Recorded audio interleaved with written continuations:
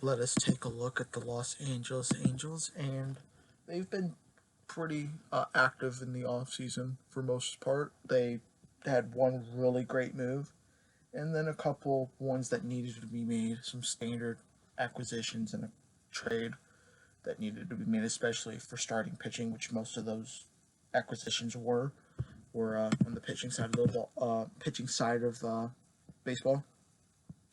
But let's give the Angels a preview for this upcoming season.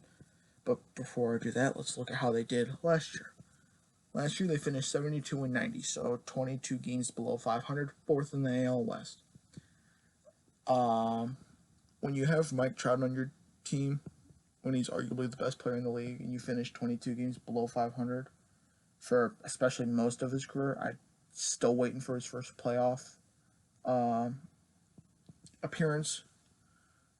It's kind of sad. So that's why the Angels in the offseason started stepping up their game, and that's what they did. I think the goal is this year is to make the playoffs, especially through the wild card, because I don't see them winning that division.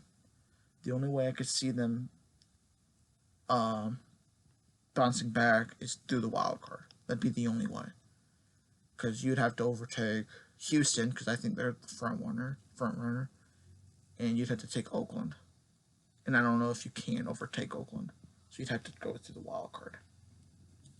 But key additions they made in the offseason, the biggest one they got was Anthony Rendon, who they are paying 330 million, I think. Which I mean, he deserves it, but we're gonna have to see how he does in LA, because the Angels have made a lot of good or a lot of moves in their history in this millennium, and it just not works in this century. I mean, or not century, decade. Look at the Albert Pujols contract. Look at the Josh Hamilton contract. Look at the C.J. Wilson contract. The three instances when they're spending big boy money on players that start declining or just drop off the face of the earth. In the case of C.J. Wilson, so we're gonna have to see if Rendon can break that trend of guys that get big contracts from the Angels and then just their production they're okay for a year or two and then it just they're in the decline. So we're gonna have to see if Rendon can uh, buck that trend. Uh, they picked up Jason Castro in free agency, so he's gonna be their I would assume starting catcher for the season. He's a former Astro, and we're gonna see how. I think it's a good move. Castro's a decent left-handed hitter, okay fielder, not great, but okay. I'd say a little. I'd say about average, an average fielder, maybe to below average, but I think he's okay. I think it's a good move from the Angels. And then they picked up two starting pitchers. One was in a trade, and that was Dylan Bundy from Baltimore. Bundy's not a great starter. He's shown signs of uh, that he can be good, but more more often than not, he's not great. And we're gonna see if he can, if that was the product of the system he was in, which is being Baltimore, or if it's him. So we're gonna see if what happens. And they picked up Julio Tehran in free agency, which I think that's a good move. Tehran's a decent pitcher, a good pitcher, and the Braves just let him go. He's shown signs of being really good, especially in the past. So we're gonna see if he can do that this year. Uh, Key losses that the Angels have taken this year in free agency: they lost Cole Calhoun, their starting right fielder.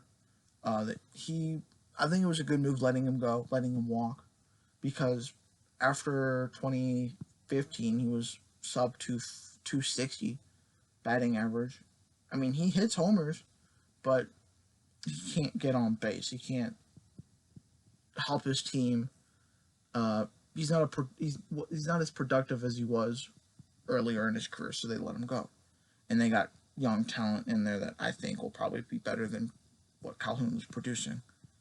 And they let Zach Kozart go. Now he really didn't do a lot in the Angels organization. They got him from the Reds, and Kozart was a decent guy, not great, and just it never worked out in the LA, so they just let him go. Um, Stuff to look for this year. I mentioned it earlier. How's Rendon? How's How's Rendon gonna do in his first year in LA? Because he had an all-time year last year with the Nationals, the World Series year, and we're gonna see if that can move over to the Angels. See how well he's gonna perform with Trout, which will help Trout out immensely. They'll help each other out immensely. Um, will Second thing to look for is, will the starting rotation hold up? Because you still got you got Bundy and you got Tehran from free agency. But other than that, you still have Andrew Heaney, who did a decent year last year. Um, so we're gonna just see if this can hold up. Yeah, you got um, Andrew Heaney still, Julio Tehran, Bundy, Canning, and Matt Andriese from, I believe, the Diamondbacks in the free agents in the offseason. You got him. So out of the top three, maybe top two, that rotation is not threatening. It's not dominating. Uh, it's probably below average, but maybe Tehran and Bundy can improve. Uh, they can have comeback type years, and maybe that'll help the rotation. But will the pitching hold up the whole entire year? Same with the bullpen. Is the bullpen going to hold up the entire year? I think another thing to look for is Pujols chasing records. Coming at the end of the year. He's close to the home run record. Still got a couple more years in him to break it. I believe this year he'll hit, if he performs well, he'll hit the RBI record. I think so. I think he'll also look into the grinded into double play record, which isn't a record you want to have. It's a record nonetheless. And just wrapping up his career, seeing how well Pujols will do this year. And maybe if he does well this year, or does decent, he'll come back next year. I think the last thing to look for is maybe a good year from La Stella, a good full year from La Stella. Because last year, La Stella was split in a lot of his playing time from with David Fletcher at third.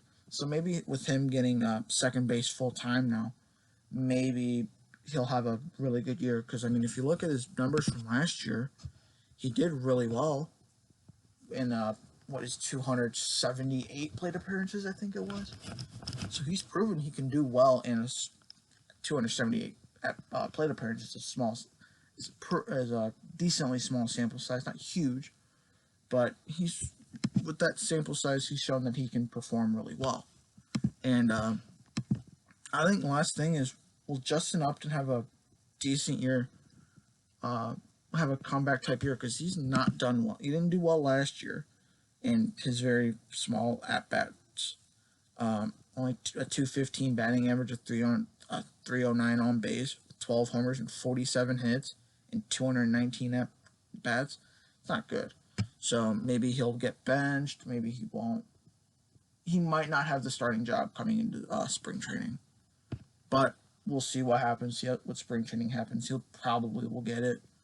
But we'll have to look at that through spring training and throughout the years. How will Justin Upton be playing?